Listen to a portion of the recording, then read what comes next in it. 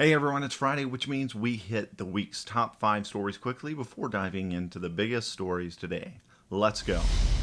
First up, during live testimony from Georgia on election integrity this past Wednesday, a technology guru and inventor hacked into ballot machines being actively used for the Senate runoff election. More on that in a moment. Second, apparently, COVID-19 is not the only thing Democrat-run cities have had a hard time handling. Democrat stronghold and beacon of light city known as Chicago released their murder statistics, indicating a 50% surge in the year 2020 from 2019. Third, the Senate moved today to override President Trump's veto on the National Defense Authorization Act, becoming the first veto overridden during his presidency. Fourth, remember Casey Anthony, who was acquitted from murdering her daughter but found guilty of lying to the police throughout the investigation? Well, it looks like she is now starting an investigative firm with her lead defense investigator turned lover.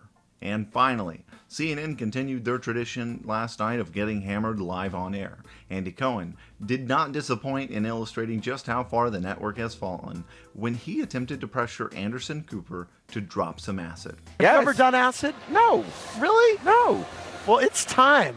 We're doing it tonight. Oh, please. Yes, we are. No. You're coming over after the show.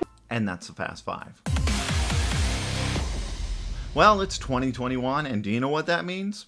2020 is now in hindsight. Well, almost. On to Georgia's hearings on the 2020 election integrity, this man, Javon Hutton Pulitzer, announced that he had established a two-way connection to a voting precinct actively tabulating votes in the Senate runoff race. At this very moment, at a polling location in the county, not only do we now have access through the devices to the poll pad, the system, but we are in. And it's not supposed to have Wi-Fi, and that's not supposed to be able to happen.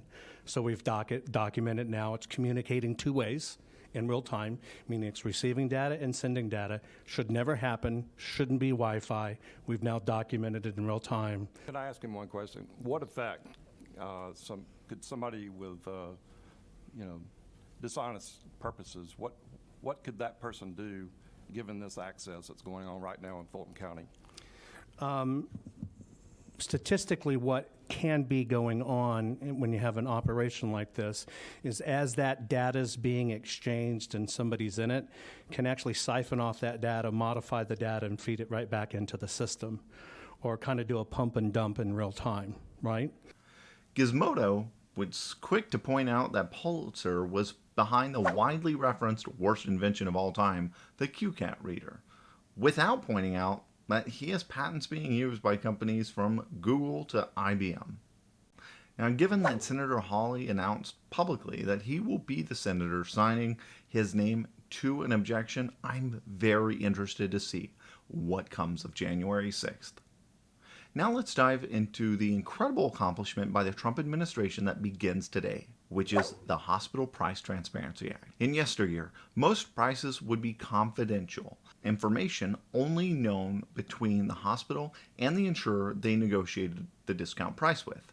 Beginning today, all hospitals must provide a consumer-friendly list of their 300 most common services that can be scheduled in advance. Now, that is not what I'm excited about. What I'm excited about is that this new law forces them to publish all their charges in a format that can be easily read by another computer over the internet. Why is this a big deal? Because it rips back the curtain on hospital pricing to a point that will force competitive pricing. If you enjoyed the show today and would like to see more of this content, help me out and continue this by sharing this video or following me on social media. I've provided the links below. If you would like to financially support what we're doing here, you can do that through Patreon. I'm Miles Rahimi, and I'll see you back here on Monday.